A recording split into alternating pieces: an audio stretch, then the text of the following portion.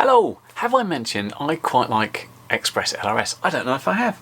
I've got modules in the back of this one, modules in the back of this one, another module here. I'm quite set for modules, but did you know you could convert existing modules that you might not be using anymore into ExpressLRS and get to use something that's been really actively developed? One of just those such things is R9. Do you remember R9? Came from a company called FrSky, who were really, really good at some point, and then everything went wrong and they became just the worst company ever, it would seem, in terms of the products they were putting out and their business practices. But at one point they were really trying to be in competition with Crossfire, so they tried selling their R9 systems very cheaply, and I've got the original R9 here. This one, the R9 Lite, that had the little nano type connector, and it's more powerful brother, the Lite Pro. Now you convert any of these over to ExpressLRS. Some of them have extra steps to. For example, these two have to be flashed with an ST-Link tool. If you've got the Access version of this, it's very, very easy. You don't need to do anything. If you haven't, like I haven't, and you've got the one that says ACCST on it, it means you need to do a little mod to put a resistor in there to make it work. Now, one of my patrons, Wes, wanted me to do a video on this because he's got a couple of these. He's got the ACCST one and the Access one. If you've got the Access one, really, really easy. I haven't though, so I'm going to convert this one. If anybody's desperate to see how to convert these ones, perhaps I could do that in the future. But for now, I'm going to convert this one. But I'm going to do one extra step that Wes won't have to do, which is open this up and attach. It's like a 300 to 1000 ohm resistor. I've got this 1K resistor. I'm going to connect that up. And I'm going to be using some of the guides that are already on the ExpressLRS page. So let's get this open and solder this in, and then we'll go with the actual flashing. Now, I felt the picture on the website might be obvious to some. It wasn't completely obvious to me. So if you look at the place where it was actually sat and we zoom in there, the position you want to get the leg of the resistor is this little tip of the voltage regulator. So plus and minus come in here and you get a 3.3 volt there. The other side is a bit easy to see, which is the other leg going onto that. So yeah, let's get that underway and see how steady the hands are, because that is a slightly tricky bit to get into. We'll be going in there and attempting to be very delicate and not using much heat, and hopefully we won't break anything. Well, here's my soldering effort, and is it pretty? Most certainly not. Is it functional? Well, honestly, I don't know. I haven't tested it, but yeah, it's not the best, but it's in place. Let's turn this on and see if it works. Got a little bit of flux just run down and formed a bit there, but oh, I think it's probably okay. It looks like it's in the right position anyway, so yeah, I'll turn it on, see if it still works. Okay, that seems to work. We've got the module in the back still. We've got a quad down here attached to Betaflight, and we can wiggle the sticks and it's still connected on R9, so I think that's working. Let's get flashing. Now, this is my sort of daily radio at the moment, the TBS Mambo. This runs Freedom TX and isn't able to flash an R9 module, so can't use that one. So then this would have taken me to my other go-to radio. This is the Jumper T12 Pro. Been using this quite a lot, quite like the form factor. However, this decided it was going to have a problem where after I turn it on, the voltage starts to drop very rapidly and sort of ends up going into sort of 4 volts like that, and then completely goes wrong. Not sure what the problem is there, but I took it apart. I couldn't find an obvious problem, so that was out. So what I'm going to do is use the old faithful, the old X9D. This was on a not up-to-date version of OpenTX, and flashing via OpenTX requires at least 2312, so I went and updated this, so we're ready to get flashing using this with the module in the back. But first we need to connect this up to put a couple of files on it ready to flash it. Okay, so before you go ahead and do this, it's very much worthwhile reading through all the expresslrs.org stuff, and that's what I'm going to be using. Here was the page about the modification I needed, and that's the picture I wasn't quite sure about. And here's what it says about flashing it, because it's important to get the file off this page, because the first thing you need to do is flash the bootloader, and that's the file we get from here. So what I'm going to do is save this to my SD card in my radio, it's saved there at the moment. I'll put that on my SD card. And then what we need to do is build the ExpressLRS firmware for the R9 module that we can flash via the radio. So I've got the configurator up. I'm going to build a 201 release, and what I've done is my device category is FrSky R9 and my device is the FrSky TX R9M. As you can see there, you've got the other TXs and you've got the RXs. We'll come to the RXs later, of course. And I'm going to use the bootloader in order to flash it. And I've already got the Lua script on there. And then I've selected my domain, so I'm EU868. And then the rest of it is pretty normal. Of course, the big one being my binding phrase. So what I'm going to do is go ahead and build that. And I'm going to do build and flash because I just need to get the file that I can move over to the radio. So if we build that, hopefully this will work. Okay, well that's finished and it's showing me it's got the firmware there. I was just looking at which one to use because it says it's got this one called firmware ELRS and then the FrSky TX R9M T01 ELRS, which I think, are they the same file? But it says copy the firmware.elrs to the SD card, so we'll choose that one. So here is my Taranis card, which is connected via the radio, and in my firmware directory there is already quite a lot of previous firmwares that I've used there. So I'm going to pop the firmware.elrs over, and here's the one I downloaded called R9M ELRS BL.FRK. Okay, hopefully we'll be able to find those ones amongst all the others, but helpfully enough they have the words ELRS in them. So let's go over to the radio, disconnect from the computer and go and see if we can flash this.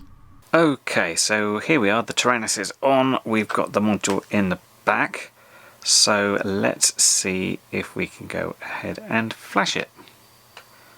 So if we go over to our firmware directory and then we try and hunt that file, there it is. Should be a long press and we're going to flash external module. Device reset, writing, and not much to say there.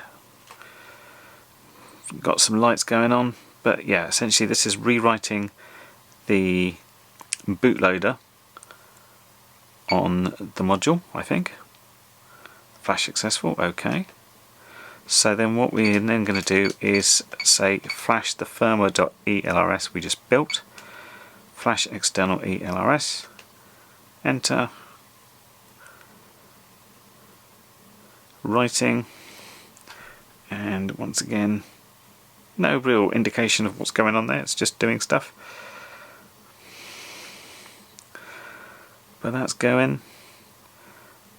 All seems pretty easy so far. Says it's done it. That's quite exciting. So, well, I best set up a model which is going to use ELRS, and then we can at least see if the Lua script will talk to it. Okay, so what I've done, I've got an old 450 when I was flying an Ardu. So I've just set that up with ELRS, so if I select that one, Stabilize mode. it plays a little startup tune. And then if we go into the ExpressLRS Lua, we get stuff. But that's cool enough. TX power wise, max power 50. No, we can go higher than that. I don't know what the our actual proper max power is on this one. I have to do some more reading on that one. But anyway, I've got this. I should really work out if this is going to bind to anything. Now, I've only got one thing running on 868 for ELRS. Or have I? No, I think I've got two things.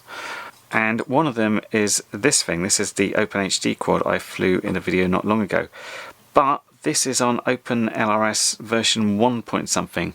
So I think I need to update this anyway to see if it works. Okay, so I went ahead and I upgraded via Wi-Fi the receiver on this one. This is existing 868 beta FPV receiver, and now when I go ahead, focus, with this guy and go to the ExpressLRS lure,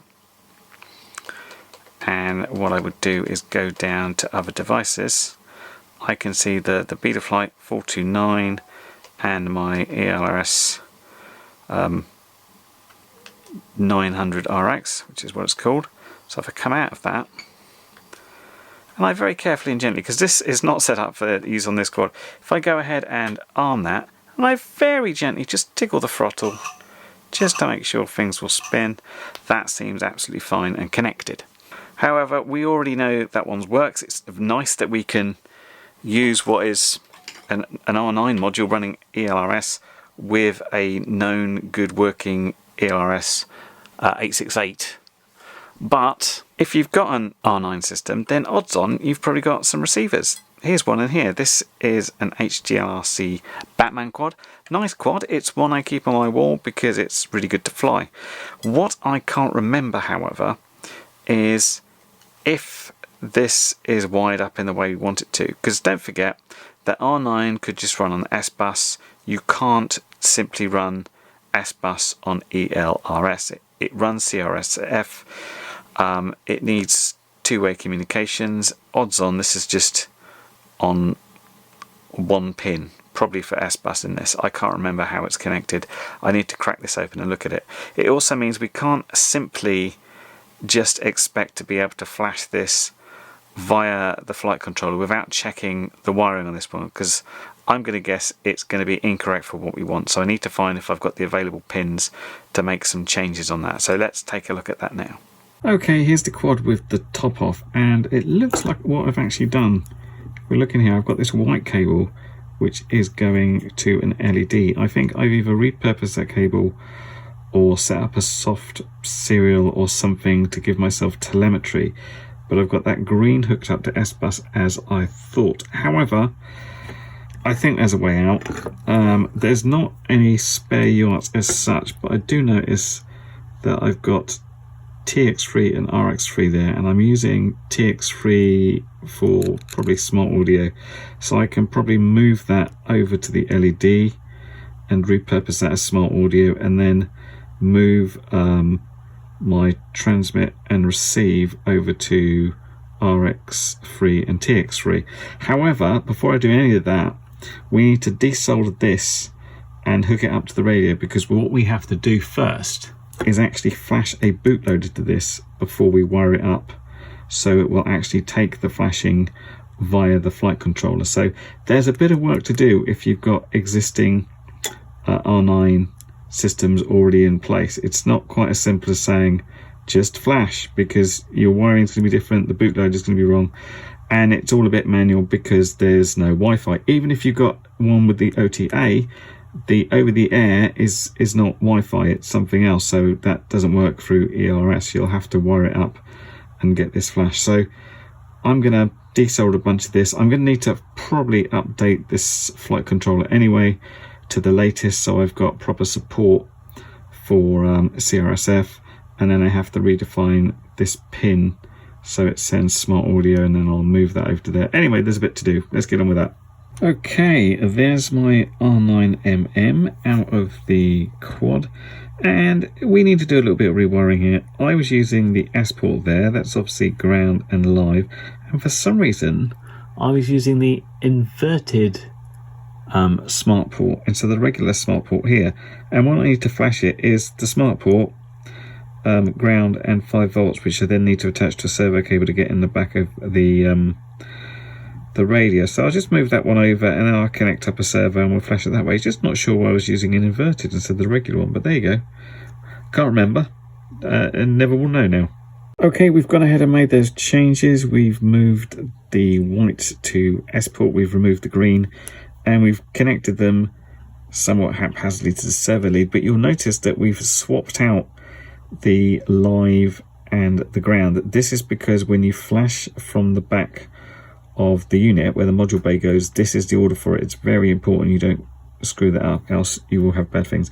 If you're thinking this is a little bit haphazard, isn't this a bit crap, how very dare, this is my best soldering. But no, I mean, I'm only going to have this attached here for hopefully less than a minute. Then I'm going to take the white off. Now the ground and live will stay the same, but the RX and TX will go via these pins here. Can't remember which ones, I'll check that in a second. But first we need to flash this, so let's get the bootloader software onto the radio so we can flash it. Okay, so once again, just direct you to the ExpressLRS page for the bootloader for the R9mm. You see the different receivers we've got here, and even if you break the button, which is very easy, you could still flash this so it works. But anyway, we need this one, the R9ELRS BL-FRK. So if we download that one, let's move it to the radio and we'll flash. Okay, let's flash the bootloader. Now, one thing to be careful of, as I mentioned before, is to get the signal pins right. We've already swapped over the ground and the 5V. The order they go in on the pins is quite significant as well. I've done this so many times with XM Pluses. I've actually got them labelled here. So signal goes at the bottom, then ground, then power. So you're looking at... Can I do this in my viewfinder? I cannot.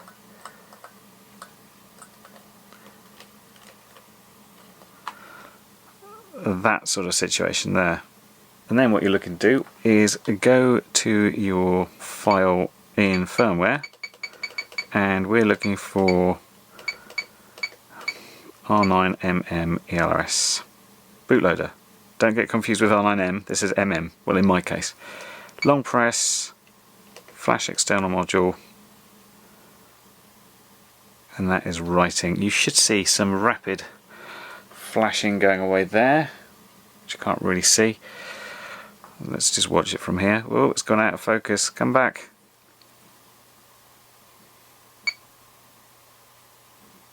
Right, flash successful. That's what we want. So now we can rewire this yet again and join it back up to the flight controller. So yeah, I'll be removing this pen, removing these, possibly removing a bit more, and I have to go 2 of those 4 pins. I can't remember which ones, so let's check that out and do it. Okay, so this is what the wiring looks like for my R9mm. Ground and power stay the same, and what we're doing is using pins, these go 1, 2, 3, 4, so pins 3 and 4. The green one here is TX, so that's going to go to RX, and the sort of orangey one is the RX, so that's going to go to TX on the board, which I haven't done yet. I need to cut these down and get these the right size, and potentially find some heat shrink for these, which I don't know if I've got any. Hopefully so. Anyway, let me see if I can get that installed vaguely neatly on my board, and at some point we can actually flash with this to correct firmware so we can run it. Okay, we are wired in. You see we've got our ground and 5V in, we've got our TX3, RX3 in, and I've moved that Tramp VTX over to this soft serial, which I haven't configured yet. What I need to do now is finish putting the top on and flash it with the latest Betaflight, and then work out any slight kinks, which I'm going to guess is with that. And then we'll see how we do the flashing of this guy. I haven't updated Betaflight yet. You can see it's on 403, which is a weird one. What I figured is there was really no need to do that yet, because I could do the flashing without doing that. I'll come back and sort the other bits out. What I did do is I went back in and changed my UART info. So UART 1 was the S-Bus connection. We've removed that from Serial RX. We've put UART 3, which is the newly connected one, onto Serial RX. UART 6 is still the GPS, and Soft Serial 1 I'm now saying is VTX for IRC Tramp. And in the configuration, all I did was go down and say my serial provider is CRSF. I'm going to disconnect from Betaflight. And I read through the instructions about flashing, and it says if your receiver powers up via USB, then press the button and plug it in again. And it's a little bit confusing here. If your receiver didn't get powered up from USB, have a LiPo ready, continue with the next steps. So we're clicking on build and flash. Once retry lines appear, connect to LiPo if your receiver isn't powered by that. Okay, so we're going to wait for it to build, and when it says retry, we're going to plug in the LiPo and see what happens. Okay, so let's try this. So here is our config. Again, we're using FrSky R9. My RX is the R9mm using Betaflight pass-through. 868 is me. Serial port wise, I want that guy. It even identifies it as Betaflight. Right. So I am now going to say, I'm just getting it so I've got my LiPo in a proper position. Build a flash and wait for the retry lines. Allegedly. Let's see what happens. Oh, right. There's your retry. There's my quad powering up. Ah, it didn't do it. Well, did you guys spot the mistake I made? I didn't. I went as far as going to Discord and say, hey, this doesn't seem to be working. And someone asked me for a picture, and I said, oh, just to make it clear, this is the this line goes to TX and this line goes to RX. And he says, you've got TX to TX and RX to RX. I'm like, what? I checked that 20 times. What I've done, I've looked at this, and TX is at the top and RX is underneath. And then for some reason my brain says, okay, TX is that one, RX is that one.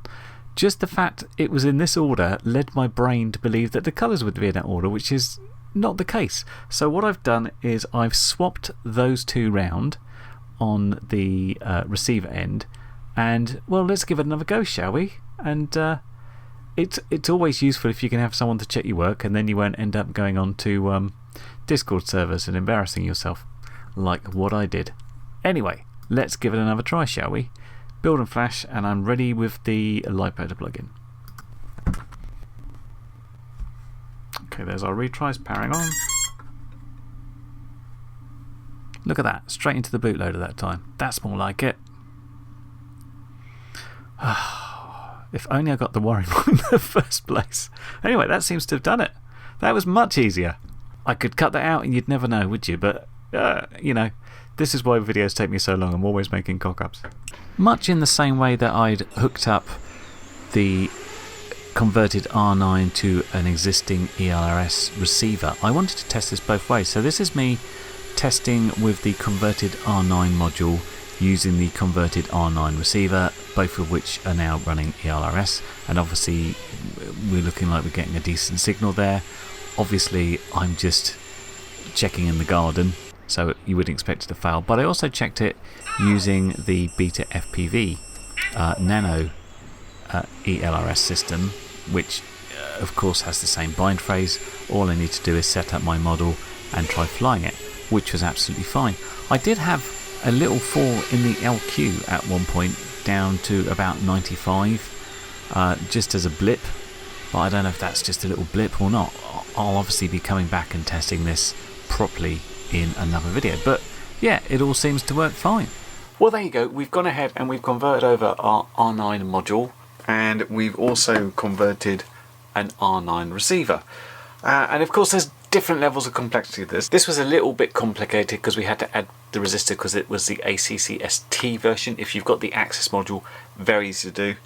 If you've got one of the R9 minis, it's another level of complexity because of the use of the ST-Link. I found that the module was pretty easy. The receiver is going to take some time because it's necessary to have to wire it up to do the bootloader flashing on the radio, and then wire it differently than you'd have it connected to your model before in order to do the firmware flash. I also had added complications from the fact that when I flashed the latest version of Betaflight, my soft serial wasn't working, and that's because some of the resources changed, and that was a right pain, but that hopefully you wouldn't get that. Now of course you don't have to go ahead and change your receivers over. I know loads of people bought these when they were cheap and just didn't use them. So if you've got one of these and you haven't invested in ELRS, it's a way to try it out, because you can obviously just flash the module over, you can buy some fairly cheap receivers and try out ExpressLRS that way. For me, I'm going to follow up on this video because I was interested to see how well it would work.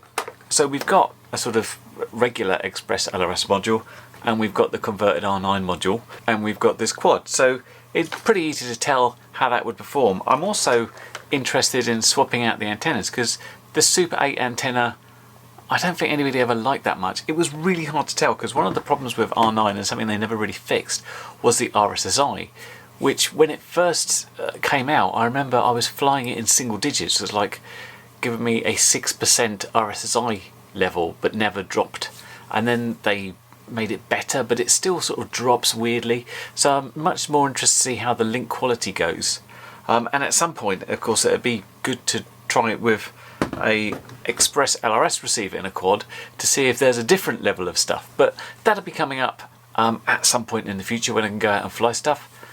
But until that time, I hope this has been helpful, and good luck if you're going to convert your R9 modules, and welcome to the exciting world of ExpressLRS. Anyway, I'll catch you guys in the next video. Bye for now. Well, you've made it to the end of the video, so thanks once again for watching. If you like what you saw, then please consider subscribing, and if you really like what you saw, then be sure to check out the link to my blog for a variety of ways in which you can help support this channel.